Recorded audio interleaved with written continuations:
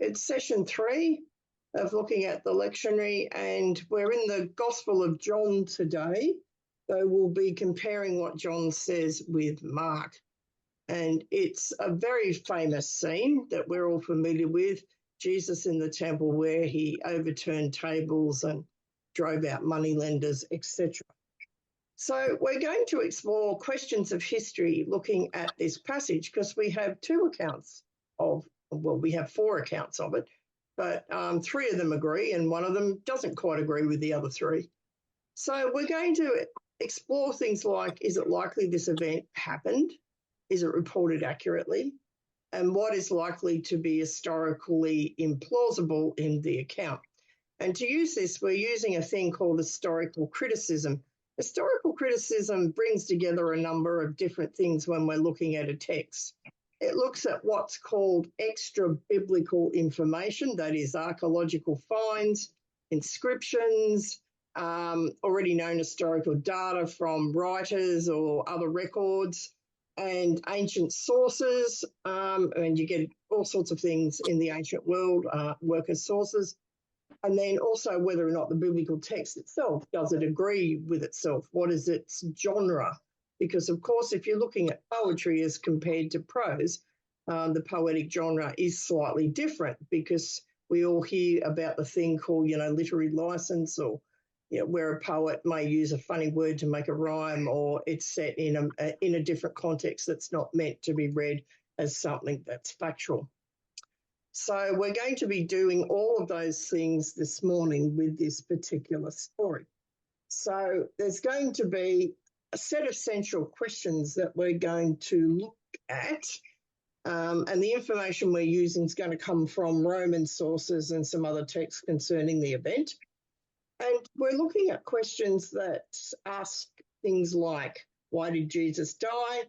Who was involved in putting him to death? And what provoked his death? Now, we asked you to read for homework the 2 accounts. We have John 2:13 to 22 and Mark 11:15 to 19. And you'll have noted, if you've done your homework, where these things are similar and where they're different. And we've got a few questions there as guidelines for you, because the first things we're going to do is we're going to probably throw you into breakout rooms and do this comparison about what's similar and what is not similar. And then we're going to work our way through the text. So is everybody clear on what we're asking you to do? So it's important to say there's a lot of questions that we've got in the resource for this week. So Yep. don't jump ahead to the next set of questions. Stay with these and look at the 2 accounts side by side and see what's similar and what's different, and start to ponder why there are differences. Welcome back. What did you discover about these particular texts?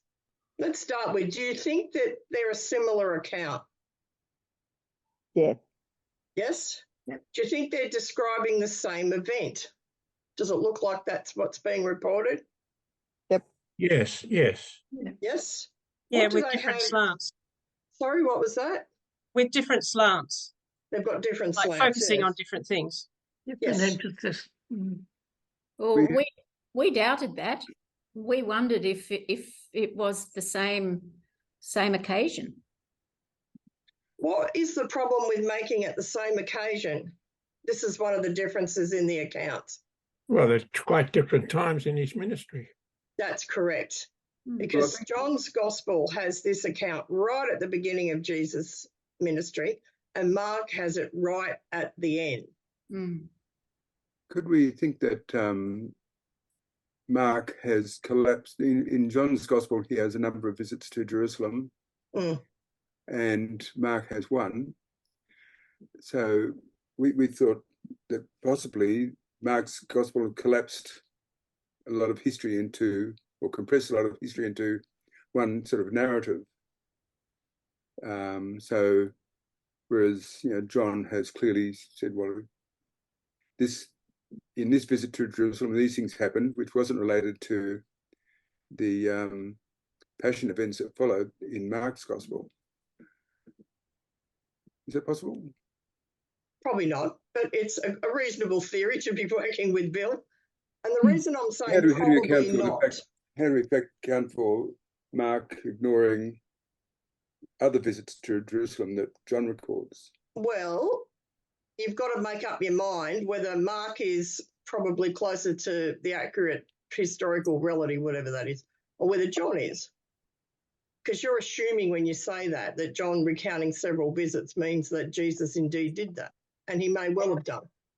But we can't assume necessarily that one is going to be more correct than the other, but we're going to put some measures against it. Well, we know that John's Gospel was written late as Yes. opposed to Mark, so it's a bigger span in time. Also, Mark was writing in Palestine, or we think he was. John, the suggestion is that he was writing in what is now modern Turkey.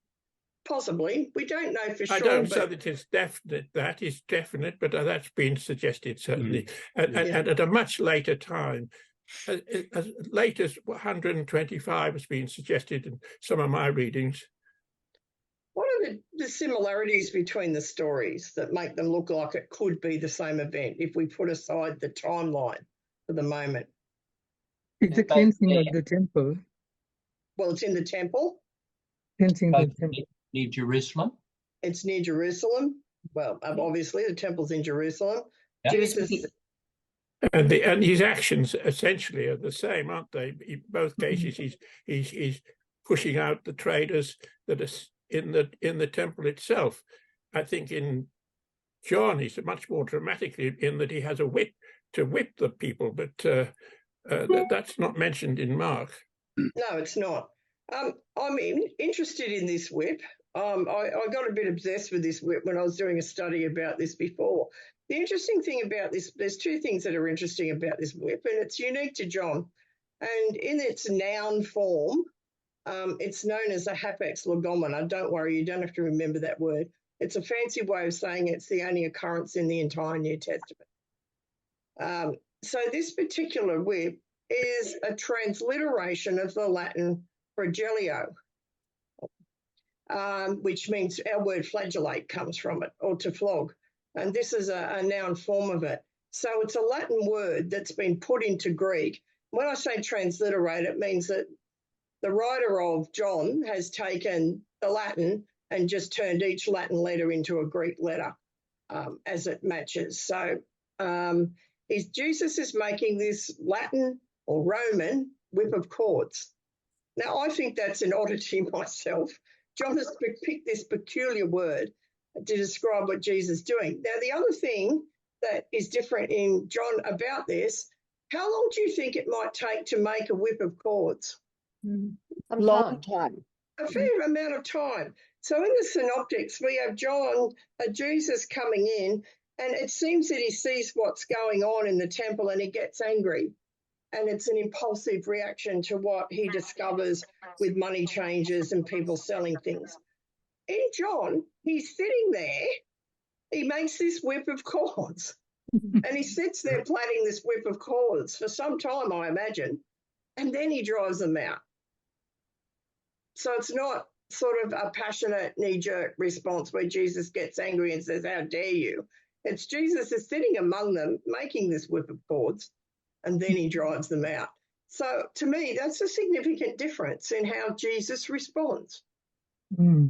It's one seems to be impulsive. What was that, Sharon? Proactive rather than reactive. Yes. At Tuckanon, they're going to make a whip this Sunday. Here's Jesus making a Roman instrument of scourging, probably over some time. I don't think he plaited it together in 5 minutes. And then he drives out. Now, what's he driving out in both accounts? Money lenders. Money changes in Mark, and he turns over the seats of those who sold doves.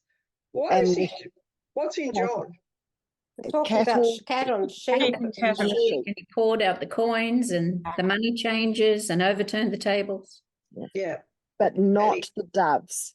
he talks to those selling the doves. He said, take them out of here. Is anything wrong historically with John's account that anybody might guess at? Because there is. I'll flag. This is a bit of a trick question. Something is wrong historically with the Gospel of John. What is it? The palm branches? No, not the palm branches. I'm looking at the actual turning over the temple. What does Jesus find in the temple in the Gospel of John? Sheep and cattle. Sheep, cattle, doves, money. Okay. Trick question. Do sheep, cattle, doves, and money all belong in the temple forecourts? You have to have a pretty big forecourt to keep them under control. Would. What is pretty wrong noisy in and this messy. list? It would be very messy, but there's something wrong in this list. Well, particularly the cattle. The cattle would not be. Yes, Enid is correct. She's Googled it and No, she hasn't. She hasn't this time. She's been involved with you for a little while, Elizabeth. They belong in the story of the birth of Jesus, don't they, the cattle? No, they don't. Stop that right now. They're quite old cows. Very old cows. The cattle were not sold in the temple. Cattle were sold probably a couple of miles out of Jerusalem. It was near enough to walk. And you went to a field there if you wanted, because cattle were expensive. If you were exchanging your cattle for an unblemished one, it was costly. But cattle were never kept on the temple precincts because of their size. So John is not correct when he says there's cattle there. So we're going to cast aspersions on John's historicity bill, I'm sorry, because that's a detail that he should have known. Should have known. But as someone pointed out, he's writing late. Was John familiar with all the practices of the temple? Perhaps he wasn't at the time he was making, because it was long gone at that point. So John has an historical inaccuracy with what's in there, and we've got Jesus sitting down thoughtfully premeditating what he's going to do with his whip of cords once he's made it. A Latin whip, a Roman whip. And he's going to drive these things out of the temple. What else do you have in the Gospel of John that's not in Mark? The theological aspect. Yes, the theological aspect. And we've got hindsight here, haven't we? His disciples remembered. It was written, zeal for your house will consume me. And then there's a question about a sign, about destroying the temple. And as in the Gospel of John, this is common. People misunderstand Jesus' symbolism. He says to destroy the temple and 3 days raise it up. And of course, the Jews take him literally and say, but it took 46 years to build. How are you going to build it up in 3 days? But then the narrator of John says he was speaking of the temple of his body, and his disciples remember this after he's raised from the dead. So you've got an interesting literary play here in the Gospel of John. You've got a narrator's voice. You've got the hindsight of the disciples speaking from the other end of the story. And you've got a typical John literary device where people misunderstand what Jesus is saying, and then the narrator corrects it. And we see this with the Samaritan woman, with the disciples buying bread, with Nicodemus when he comes at night and is told he has to be born anew. So, again, this might cast some doubt on the construction of John and its historical accuracy, because we know these are literary things that John does. Any other points people want to make? It's a Passover time in John. Yes. No. Yes. Hang on. Yes, I think it is. We're not sure, I don't think. Yes, the Passover of the Jews was near, so it's not quite there. But presumably they've gone in John to Jerusalem to celebrate the feast. Because at Passover you'd sacrifice something. And if you were very wealthy, you might sacrifice a bull. If you were middle class, whatever that means in the ancient world, you had to be a few means, you might sacrifice a sheep. And if you'd poor, you'd do a dove, being the cheaper one. So yes, it says, John says it's near. And Jesus goes to Jerusalem. I think he goes to Jerusalem in John 3 times. Is that right, John? Yes. And that's... So they are a bit different, aren't they? Hmm. I mean, they've clearly got a lot of similarities, but they are a bit different. So let's have a look in more detail when this event might have taken place. So they're in different places in each of those Gospels. Is it early or late in John's ministry? So what's going on in both Gospels? So we look at the time of Mark, it was the Roman-Jewish war, the first one. I don't mean when they wrote. I meant the actual timing in the story, Piers. Oh, I'm sorry. Sorry if I didn't make that clear. So what does the event lead to in Mark's Gospel? The crucifixion. The crucifixion. So in Mark's Gospel, it leads to the crucifixion. What does it lead to in the Gospel of John? To I Lazarus. don't think it leads anywhere. And I think the purpose of both of them is slightly different. Yes, Kerry has nailed it there, I think. They're writing with a different purpose. Someone said that earlier. I think it might have been Sue. So what we have here, if you're writing with a slightly different purpose, you might rearrange things. In each of the Gospels, there's always a passage that kind of sets up Jesus' ministry. In the Synoptics, it's his baptism. Jesus is baptized. We have the dove, the Holy Spirit. We have the voice of God. We have Jesus coming up out of the waters and being hurled out into the wilderness where he's tempted. So, and that sets up his ministry. This doesn't occur in the Gospel of John. We don't have Jesus being baptized, and we don't have this thrown out into the wilderness to be tempted. What we have is this, is what in front of you. This is the start of Jesus' ministry right here. So what do you think John might be trying to tell us about Jesus? What's he setting up? Are we doing these questions together or in groups? We can put them into groups. People want to go into groups to talk about this. They're not saying much in the big group. So look at what's happening in Mark's Gospel. Yeah. Using those verses, and then there's other verses in the resource. And we also want you to look at what's in the resource about what gets Jesus arrested in John and what gets Jesus arrested in Mark. Right. And we want you to evaluate that. Okay, how did you get on with your timeline about when this event might have taken place and what's happening and what does each action lead to and how probable is that? Well, there's a lot of silence going on. John, yes. In Mark's Gospel, of course, he's facing Jerusalem from chapter 8 onwards. And so the context is that he's facing the cross. And that's in Mark's Gospel. Yeah, that's right. So these events in Mark's Gospel lead to Jesus' arrest and his crucifixion. Any comments on that? Any advances? Well, in John's Gospel, of course, he goes back later to Galilee. So there's a whole lot of things are going to be happening in Jesus' ministry, according to John. That's right. What leads to Jesus' death in the Gospel of John? The raising of Lazarus. The raising of Lazarus, that's correct. And then Judas's betrayal. Well, Judas betrays him in all the Gospels, but the event that's attributed with Judas betraying him and arrested and crucified is the raising of Lazarus. Let's just sit with that question for a moment.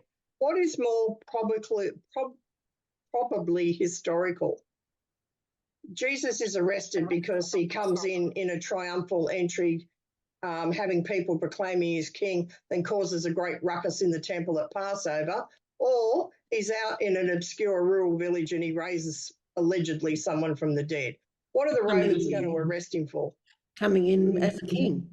Yeah. Coming in as a king, says Enid. Who agrees with Enid? Yes. Quite a number of people do. Who thinks raising Lazarus would have upset the Romans?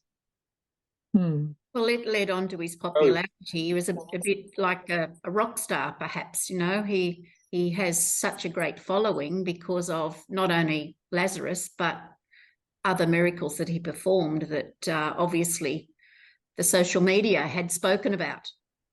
Okay, let's backpedal a little bit about Romans and what they're worried about. What is the timing of the event in Mark? Just before the Passover. It's Passover.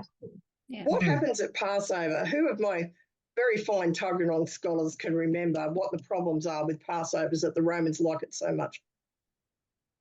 Great crowds of people had to come to, or all men anyway, had to come to Jerusalem for the feast. Yes, so we have great crowds. We know that the Jerusalem could swell up to 4 times its population number. What else do we know about Passover? It's about saving people. So, yeah. It's about being saved from an enemy. Yes, it's more about freedom from oppression. It celebrates the Exodus, which was the release of the Hebrew slaves from their Egyptian overlords. So what do you think people's thoughts are around the time of Passover with their Roman overlords? Save us, save us. Yes, it's a bit, and of course, coming in the triumphal entry, we have the call Hosanna, which is Hebrew, and it means save us. It doesn't mean hallelujah, which you may have been taught in Sunday school. That is incorrect. Hosanna is the Hebrew word for save us. So in comes Jesus as a king with crowds chanting, save us, save him, save them from what? The Romans. The Romans. Those rotten Romans, yes. And then he comes and makes a fuss in a temple where there could be 4 times the population. How do you feel the Romans might think about that? Not happy. Not happy, yes, not happy, Jan. Not happy at all. And so Jesus coming in with crowds around him saying, proclaiming his king as save us, creating a ruckus in the temple at the feast of liberation from the oppressor, where the crowd's probably full of zealots. We all know what zealots are. Zealots are people who feel that they should fight the Romans and regain their homeland back. So all of this is going on. What do you think Jesus' chances are surviving Roman overlord gaze at this point? Not good. Not good. That would be 0. Now, the other thing we need to take into account, if you read your extra reading at the end in like an appendix, you'd find Romans were very fond of doing what to Jews who rebelled? Kill them. Crucifying. Yes, they're very fond of crucifying them. We know from those accounts they were quite capable of exiling thousands of Jews, but also crucifying thousands, and I mean thousands. 2,000 plus Jews at one time, because Palestine was a very volatile area. It wasn't an area sought after particularly by Roman upper-class senators who may have wanted to have a career doing governorship. Pilate got the short straw here. He's sent there. It's considered a very volatile province because there's often threats going on. We know that Pilate was very intolerant of Jews. Everything we have in history says that Pilate crucified them, flogged them, had them killed, threatened to do stuff, set stuff up in the temple to annoy them. So there was all sorts of things going on. So if John placed this at the beginning of the public ministry of Jesus, do we actually think Jesus would have got out unharmed from this incident and gone on to exercise a 3-year ministry? No. No, not a possibility. Probably not. It's highly unlikely. Highly unlikely. So we've got lots of stories and sources of Romans exiling and killing Jews because they were seen as setting themselves up in some way against the Roman Empire. Who can name me all the sources where the Romans got upset at the rumour that some Jewish magician had raised somebody from the dead? Lots. Lots? Would you care to name even one, Sharon? Wasn't there the oh sorry, you're talking about in the Bible or around? Any.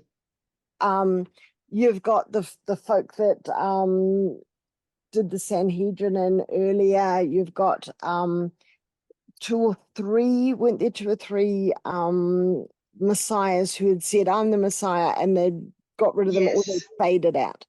Yes, we had people who claimed themselves as messiahs and mostly set up some sort of armed response. That's not what I asked. That's true, what you're saying. What I asked was, can anyone cite me a source where the Romans got upset at the rumour someone had been raised from the dead? Just one. Eusebius. Chapter 12. Well, there are none. Otherwise, I wouldn't have asked that question, would I? It's a trick question. So clearly there's none. There's none.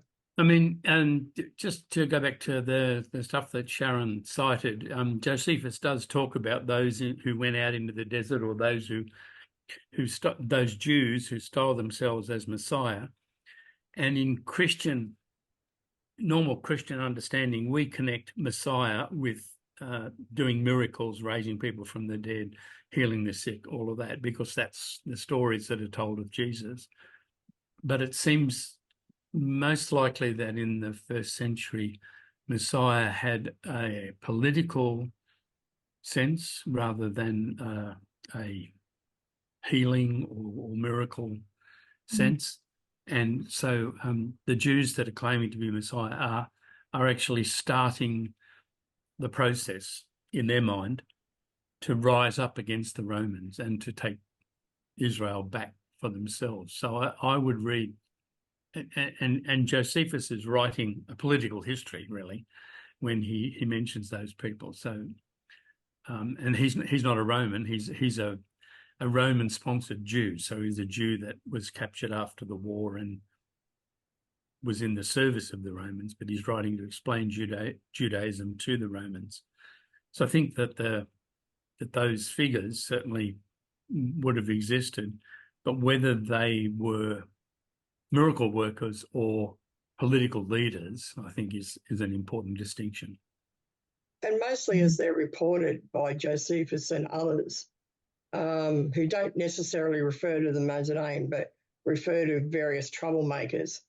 They're in the messianic mould, if you like, of someone coming to save Israel from Rome. So it's often an armed response. And the Romans, if it was small enough, would ignore them, or if it was big enough, crush them. When we look at these questions of historicity and our extra biblical stuff, we follow there's a number of things that we know that happened. You can see 20,000 Jewish people were sold into slavery in 4 BCE at the end of the rule of King Herod. And that year, the Roman soldiers massacred 3,000 Jews as they celebrated the Passover in the temple. And then we had 2,000 crucified and then 20,000 sold into slavery. So because of the volatile nature of Palestine, any kind of disruption of the peace, particularly at Passover, was not viewed kindly, as you can see, by the Romans. It was stomped on very, very thoroughly. Any questions about that? And you can see, of course, why the Zealots hated the Romans, or why the Jews might have hated the Romans.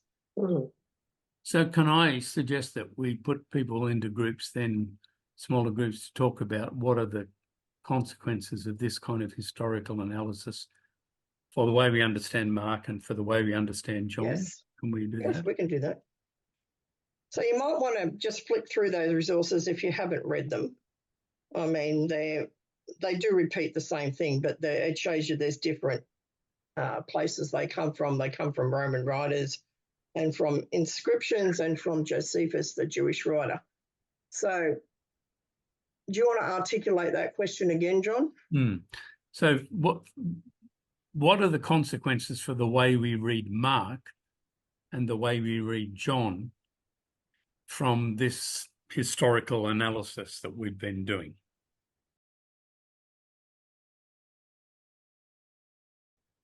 Well, I think no one else in the group said this, but I think maybe the sense of mystery overtook us.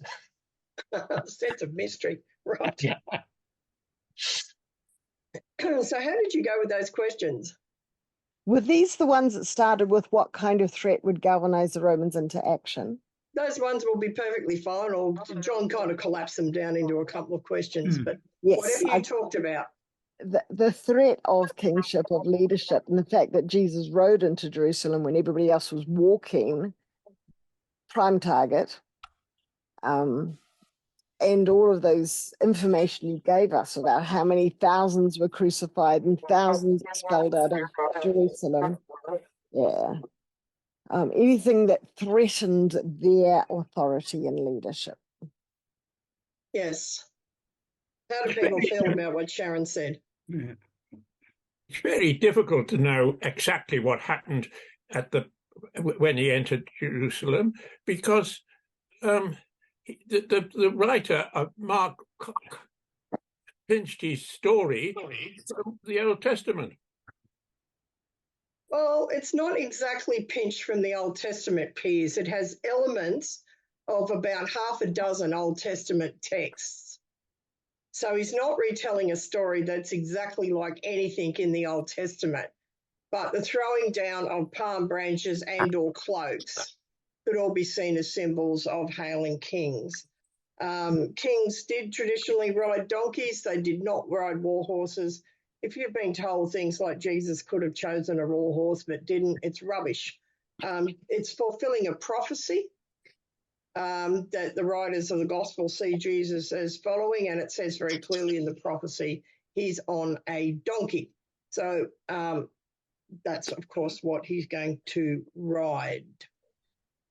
We can't ever be certain about it, but this is about assessing what data we have. So when we look at what kind of threat would galvanise the Romans, it has to be reasonably significant. It can't be someone scratching away something in a dark room somewhere. It's got to be public. There's got to be people involved. It needs to threaten stability. So on the balance of probability, you might say that this might be more likely than the raising of Lazarus, which would not have been seen as a high security threat. I thought that was interesting. They're reading you in the notes there about from Josephus about how the when who was it? The soldiers brought in various ensigns and things which were an affront to the Jews, and so they complained to Pontius Pilate, and then they sort of, when he threatened to kill them, they flung themselves on the ground and says, "Well, kill us." And then but he didn't do it. But it sort of shows the volatility of the relationships between. That's right. Pilate was apparently recalled from his position as governor to Rome because he was seen as inciting more unrest than necessary. I mean, this is already a volatile province. So, and he's thought to have committed suicide after that. So he wasn't someone who seemed to be very attentive to Jewish sensibilities, shall we say. But the actions of those people in that incident that Bill's referred to, and the actions of other Jews in other incidents that Josephus tells us about, are what gives the name to the group, the Zealots. They were so zealous for their law that they believed, Josephus says, they were happy to submit even to death for the sake of standing up for their law. So that's what Pilate was facing. Yes. So sometimes he forced the issue and sometimes he backed down. Well, he really backed down, didn't he? Because I don't know why. Maybe it was just too big. It would have caused too much of a ruckus amongst the Jewish population if he killed a whole lot of zealots. Well, a whole lot of unarmed people, presumably. So yeah, it wouldn't have looked good, and it would have backfired. Is the I think the conclusion we could probably draw from that. Other comments from people about this? Also bearing in mind that Matthew and Luke actually agree with Mark. So if you like, there's 3 against 1 in terms of John. And just bearing in mind the volatility of Passover, normally the Syrian governor was asked for an extra legion of Roman soldiers. Such was the volatility of Passover in Jerusalem. And they would normally come in to help keep the peace and there was a tower next to the temple that was manned 24 hours a day by soldiers just to keep an eye on it because they knew it was a highly volatile time, likely to result in some incidents. So everything around that area was watched. Particularly during the Passover time, they would have had more garrisons, more soldiers in there. Yes, that's why they brought in the extra legion from Syria. They needed more soldiers to actually police it and keep the peace. Yeah. Yeah. Any other comments people want to make? You're muted, Sharon.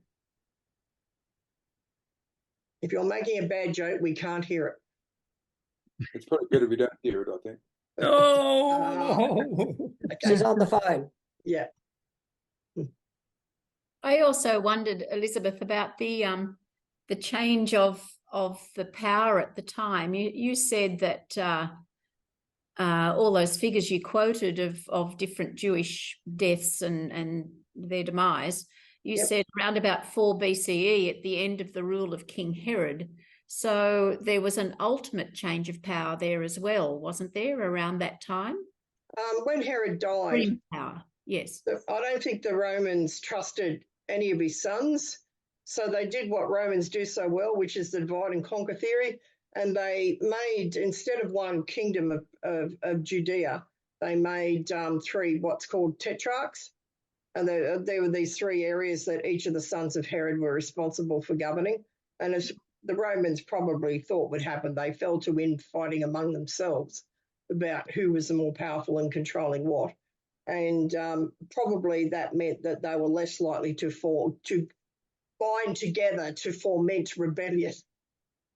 But yes, there was a difference there. And of course, Caligula, who came in, was quite mad, who came after I think it was, well, where did he come? He's after Tiberius. Was quite mad. He did some terrible things, and he depicted himself as Zeus, and he wanted to make that statue put into the temple. So there was all sorts of provocative things coming from the change with the Roman emperors. Tiberius, despite his bad publicity, seemed to be able to govern and keep the peace reasonably well. But often keeping the peace to the Romans meant getting rid of the insurgents. Yeah. So where does this fit in the context of what we're talking about now, the Passover and the lead up to? Tiberius was the emperor for much of Jesus' ministry, if that's the timeline you're looking for. He was followed briefly by, I think it was 4 years with Caligula, and by Nero, Claudius, and then Nero, who was the last of the Julio-Claudian emperors. So between them, they covered the whole sort of time of Jesus and the rise of the early church, that group of emperors. Tiberius is 14 to 37, Caligula is 37 to 41. So they're the 2 critical ones, and then Claudius afterwards. Yeah. And it's thought that some of the persecutions that were being written about were under the Emperor Nero, who was the last of that mob towards the end of the 1st century. There's arguments that Revelation was written under Nero as someone who persecuted. There's also other arguments about a later Roman emperor, but yeah. Does that answer your question, Alison? Yes, it does. Yeah. I was just wondering, whether, that supreme power obviously would filter down through the Roman armies and so forth as to who they looked up to for authority and how they acted and reacted to different situations. Yes. And governors were chosen for their capacity to handle, whether you needed someone who was good at military conflict or whether you needed someone who was better at negotiation and keeping a delicate balance of peace between, in certain areas. So, and if you were chosen as by the emperor, because the emperor picked these appointments, Pilate was obviously disliked by Tiberius because Judea was not the pick of the cream of the crop in terms of running a province. Nobody wanted to go to Judea. So we can probably safely assume Tiberius didn't like Pilate, but may have seen him as someone who could control what was seen as a fairly constant underground kind of unrestlessness.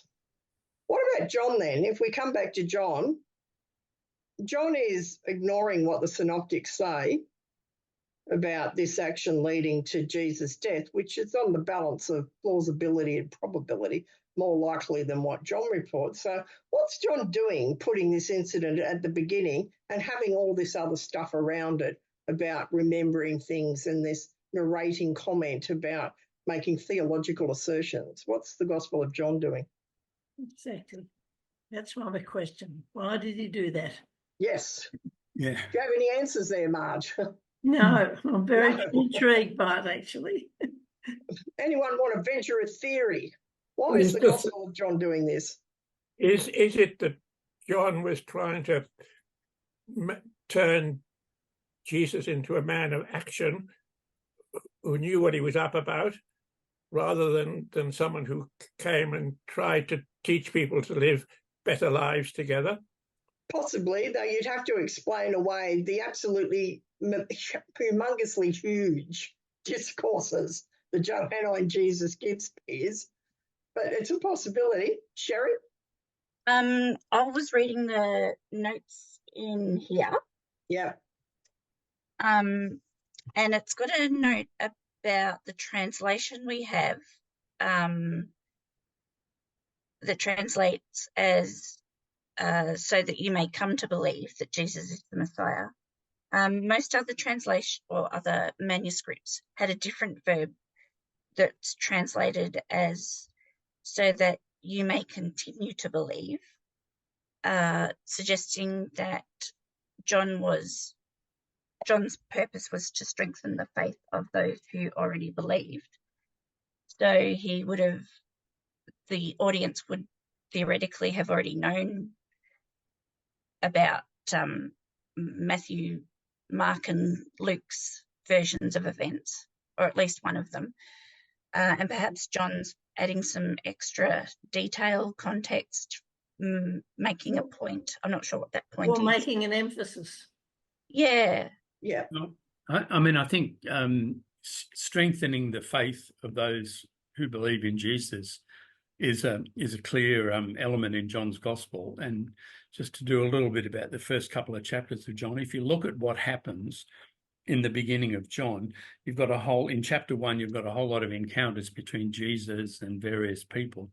And in each of those encounters, he's given some sort of Jewish title. He's Rabbi, he's Lamb of God, he is King of Israel, he's Son of Man. Well, that's the title he claims for himself. So he's put into his Jewish context. And then there's the wedding at Cana, which is what comes immediately before Jesus goes at Passover to Jerusalem, before this story. So the next scene is in Cana in Galilee, and the jars for purification are transformed from water into wine because the wine has run out. And there's something kind of implicit about Jesus talks about the inferior wine and the superior wine. So there's something critical there about the Jews. Then he goes to Jerusalem and to the temple and overturns the tables and gets out his whip, etc., and talks about the temple being destroyed.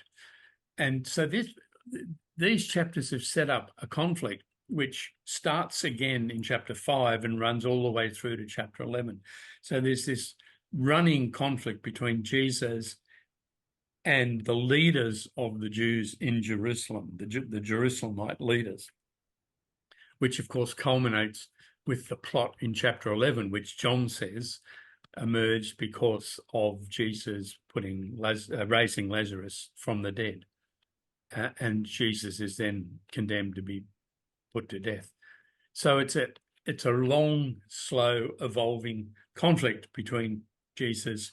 Now, the translation doesn't help us. It translates it as the Jews, and that's a possible translation, but maybe it's more accurately between the Jerusalem leaders, the Pharisees, the Sadducees, those that had control of Judaism.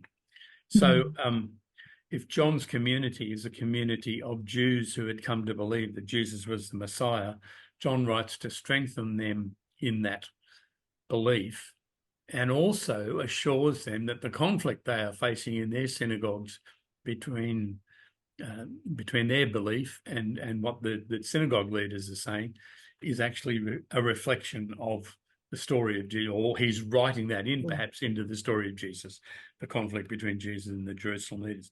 So I see, looking at the whole 21 chapters of John, that this scene is quite pivotal in setting up Jesus to be someone who is in conflict with Jerusalem authorities, which is quite different from what we've been talking about from Mark, Matthew, and Luke, where Jesus enters Jerusalem at Passover and it's the Romans that are spooked. And they work with the Jewish leaders in the Synoptic Gospels. So a very different take on things. Yep. And to come back what John said about the Gospel of John, we know that the Gospel of John community was thrown out of the synagogue because John tells us 3 times they've been expelled from the synagogue.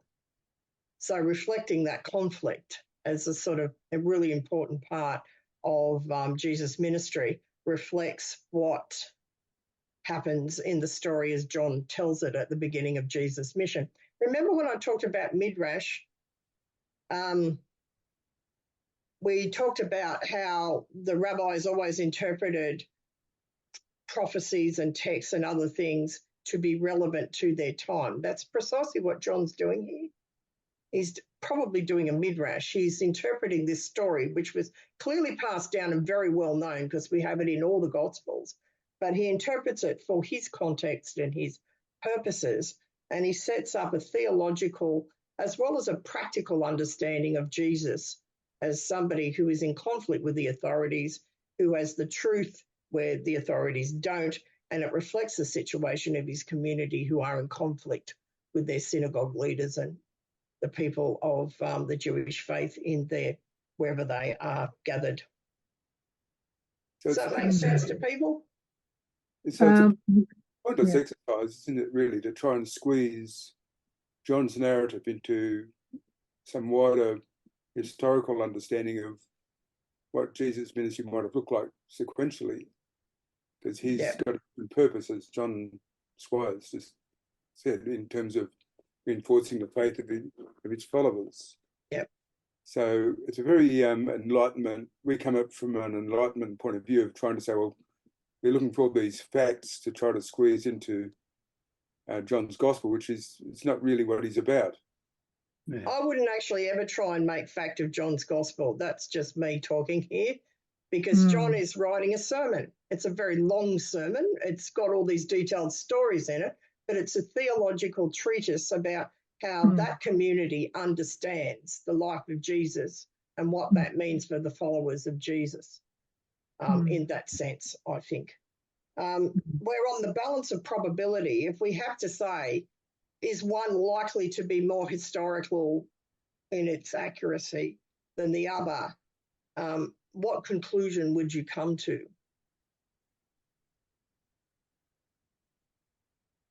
Yes. Yes is not an answer, Greg Woolnough.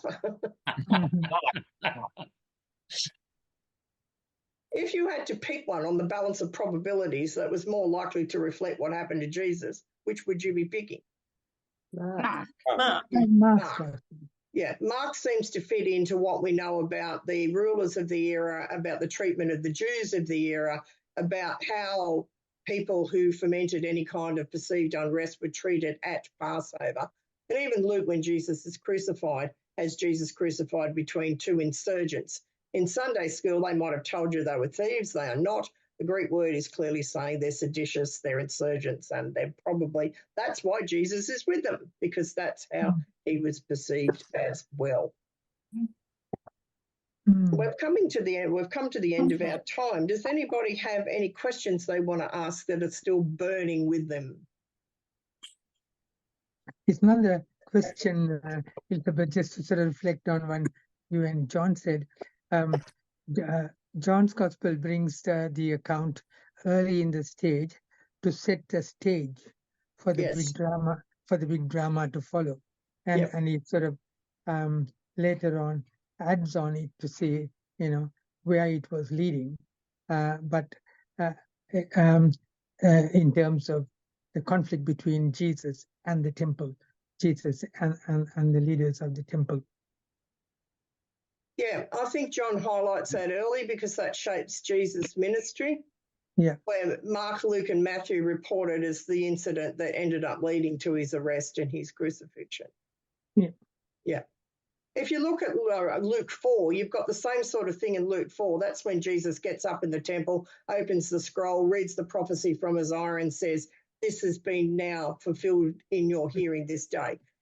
It's the same kind of statement that John's making as Luke makes in chapter 4 when Jesus gets up and do that. So whoever said at the beginning, I think it was Sharon that said it was theologically shaped. It is. Okay. The one, can I just ask a question? Yes, one thing that hasn't been mentioned yet, maybe it's coming up, is Jesus referring to himself as a temple. Yes. And I just, that seems to be looking at the resource material for this Sunday, that seems to be a focus, but we haven't mentioned it here. And I just wondered, is it yet to come or is it not part of today?